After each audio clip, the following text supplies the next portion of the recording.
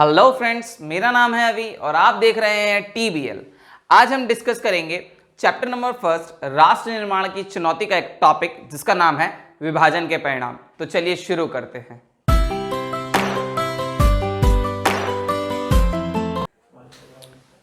So friends, अब हम discuss करेंगे विभाजन के परिणाम। तो विभाजन के परिणाम उतने आसान नहीं है जितना कि हम बोर्ड पर लिख देते हैं या फिर हम बोल देते हैं। विभाजन का मतलब था लाखों लोगों को कई कई महीनों तक अपना जीवन शरणार्थी शिविरों में व्यतीत करना। जो पहली समस्या निकल के आती है वह आती है अल्पसंख्यकों की समस्या। क्या आती है भाई?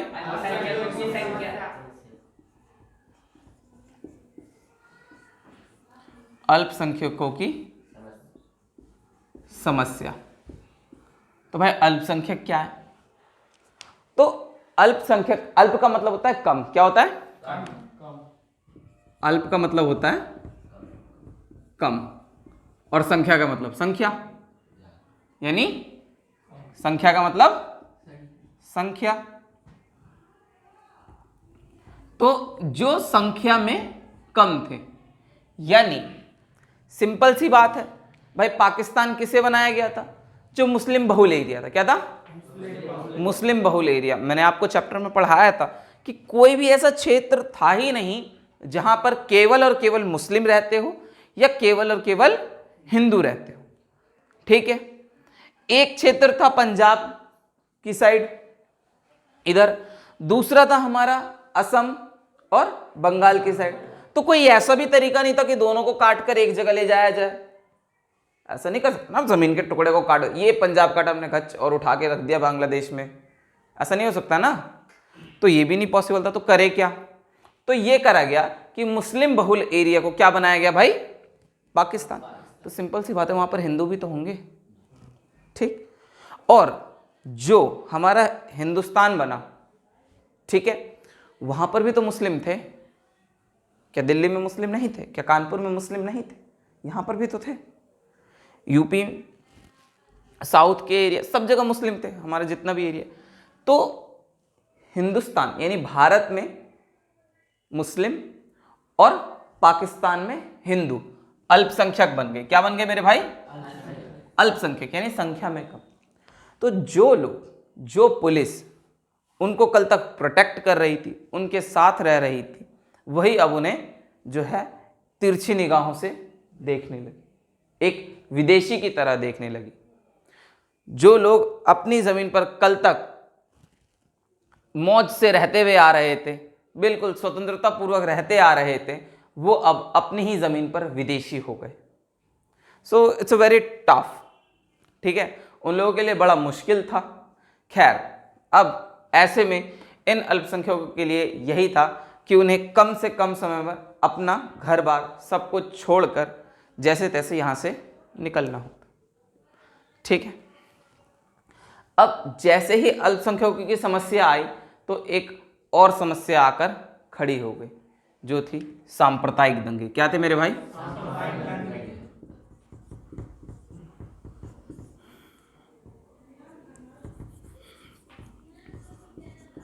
सांप्रदायिक दंगे क्या थे भाई? ये सांप्रदायिक दंगे भाई, जो मेजर एरिया है लाहौर, क्या भाई? लाहौर, अमृतसर और बंगाल, ये तो सांप्रदायिक अखाड़े बन गए। क्या बन गए मेरे भाई?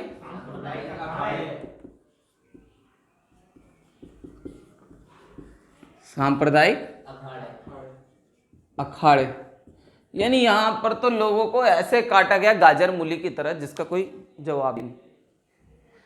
यानी जो दूसरी जाति, दूसरे धर्म के थे, उन लोगों को सीधा मारा गया। और ये इतना आसान नहीं, बड़ी बेरहमी से मारा गया। औरतों के साथ बलात्कार हुए, बहुत सारी औरतों का किडनैप किया गया, जबरन उन्हें दूसरे धर्म के व्यक्ति से के साथ शादी करनी पड़ी। ये दोनों जगह हुआ, सीमा के उस पार और इस पार। तो इस त्रासदी से लोगों को गुजरना पड़ा। बहुत से लोग अपनी बहू बेटियों को खुद ही जहर देकर मार देते थे कि कहीं रास्ते में उनके साथ कुछ गलत ना हो जाए। तो ये एक बहुत बड़ी त्रासदी थी। विभाजन जो हमें स्वतंत्रता मिली, तो स्वतंत्रता का मतलब अलग अलग लेखकों ने, अलग अलग राइटर्स ने अपने अपने तरीके से इसे बताया। इस पर बहुत सारे उपन्यास मिलते हैं, बहुत सारी कहानियाँ और फिल्में, जैसे गदर मूवी आपने देखी। तो ये सब चीज़ें, तो कुछ कहते हैं कि भाई दिल के दो टुकड़े हो जाना स्वतंत्रता। विभाजन का मतलब था दिल के दो टुकड़े हो जाना। स्वतंत्रता का मतलब था लोगों के लिए महीनों महीनों तक पैदल चलना, कुछ पता ही नहीं मंजिल कहाँ मिलेगी, बस चले जा रहे हैं। तो इस तरीके से पहले अल्पसंख्यक, फिर उन्हें सांप्रदायिक का सामना करना। इस पूरे घटनाक्रम में 1.45 लोग शरणार्थी बन गए। क्या बन गए भाई? 1.45 करोड़ शरणार्थी बन गए और दर बदर भटकने लगे। इस सांप्रदायिक दंगों में 10 लाख से अधिक लोगों की जान गई डायरेक्ट। ये तो वो डाटा है जो हमें मिला है, और बहुत सारे लोग जो मर गए उनका कुछ पता ही नहीं। ये तो सिर्फ वो है जो हमारे पास रिकॉर्ड में है। तो ये संख्या इससे ज्यादा भी है। तो सोचो 1.45 करोड़, भाई बहुत बड़ा नंबर है ये। मैं बता नहीं सकता, वीडियो चल रही है, ऐसी ऐसी स्टोरीज हैं। लोग अपने बच्चों को खिला नहीं पाते थे, किस किस तरीके से अपने बच्चों को पालते थे उस दौरान। ये बहुत, जब इस पे आप कहानियां पढ़ेंगे, आर्टिकल पढ़ेंगे, तो आपको पता चलेगा ये कितना दर्दनाक था विभाजन का ये दौर, और उनका पाकिस्तान से भारत आना कितना दर्दनाक था ये पूरा सफर। खैर, ये मेजर 2 प्रॉब्लम हमें देखने को मिलती है। उसके बाद भाई अल्पसंख्यक हुए, सांप्रदायिक दंगे हुए। जिस तरीके से झेलते झालते जो लोग हमारे यहाँ पहुंच गए, अब वो शरणार्थी है। क्या है मेरे भाई? तो हमारी अगली समस्या या फिर अगला पॉइंट जो है वो यही है, शरणार्थियों की समस्या। क्या है भाई?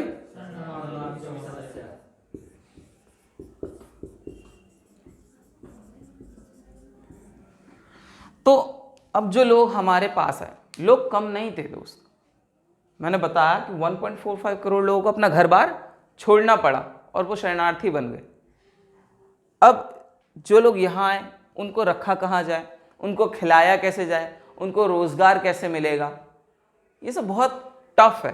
तो कैसे करा? इसके लिए मंदिरों, स्कूल, कॉलेज, गुरुद्वारों, इन सब में यहाँ पर लोगों को ठहराया गया। और जो दूसरे सरकारी ऑफिस वगैरह थे जहाँ पर स्पेस था, सामुदायिक भवन, समुदाय भवन, ये सब जो हो गया, इन सब जगह लोगों को ठहराया गया। शरणार्थी शिविर बनाए गए। इसके अलावा लोगों को दिन रात का भोजन प्रोवाइड कराया गया। आम लोगों की इसमें विशेष भूमिका थी। इसको बिल्कुल आप इसे बेहतर तरीके से समझ सकते हैं कि लॉकडाउन में किस तरीके से हमारे आइस्कॉन टेम्पल के जो लोग हैं उन्होंने काम करा, या फिर और जो हमारे दूसरे मंदिर हैं, बंगला साहिब गुरुद्वारा जो है, कितना बेहतरीन काम करा इन लोगों ने। इसके अलावा हमारे सरकार जो काम कर रही थी लॉकडाउन में, लोगों को फूड प्रोवाइड कराना। अब जैसे स्कूल है, स्कूल में क्या खाना बट रहा था उस टाइम, ठीक है। तो आपने देखा ना किस तरीके से समस्या का सामना हम लोग कर रहे थे। बिल्कुल इसी तरीके से उस टाइम भी जो है स्कूलों का, मंदिरों का, गुरुद्वारों का, इसमें बहुत योगदान था कि बिल्कुल इसी तरीके से लोगों को शेल्टर प्रोवाइड किया जा रहा था, रहने की सुविधा दी जा रही थी, खान पान की व्यवस्था कराई गई उनकी।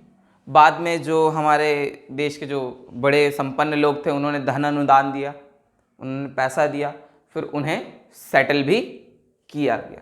तो इस तरीके से इस समस्या का हमने समाधान किया। चलो भाई डस्टर दे दो। तो भाई जो हमारा नेक्स्ट पॉइंट है वो है प्रशासनिक व आर्थिक कठिनाई। क्या है भाई?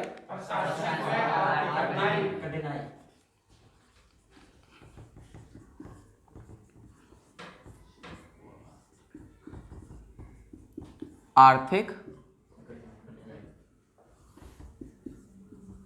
कठिनाई। तो बात करते हैं पहली प्रशासनिक कठिनाई की। दोस्त, विभाजन केवल लोगों का ही नहीं हुआ था, विभाजन बड़ा ही खतरनाक था। और अब तक के जितने भी पार्टीशन हुए हैं उनमें जो है इन्हें भी गिना जाता है, टॉप में गिने जाता है ये विभाजन। ठीक है, जब विभाजनों की स्टडी होती है तो भारत पाकिस्तान विभाजन का जिक्र जरूर होता है। तो इसमें न केवल लोगों का बंटवारा हुआ बल्कि टेबल, कुर्सी, टेबल, कुर्सी, टाइपराइटर,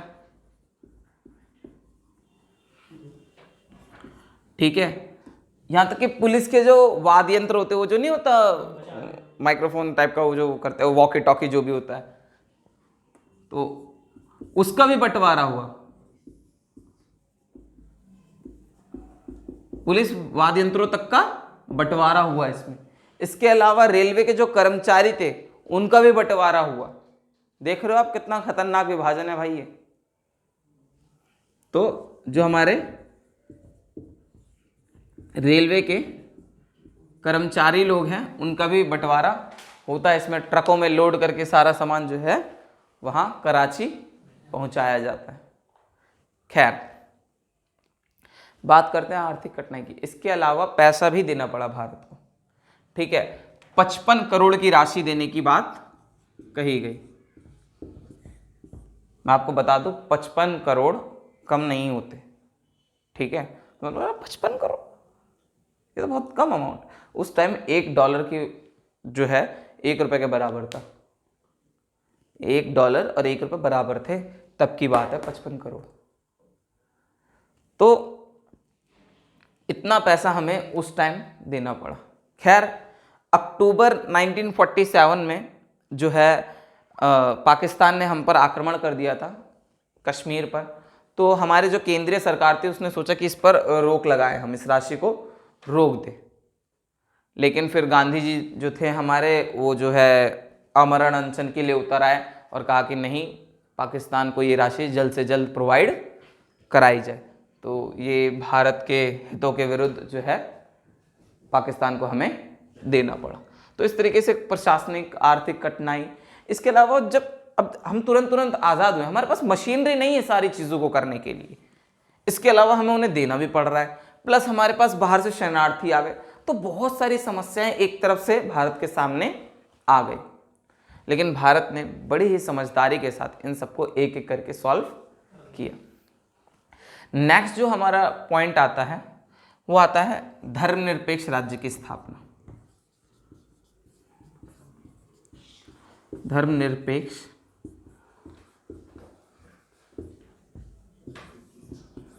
राज्य की स्थापना क्या है भाई? ये सिंपल सी बात है। अच्छा, कोई मुझे बताएगा पाकिस्तान की स्थापना किस सिद्धांत के आधार पे हुई थी?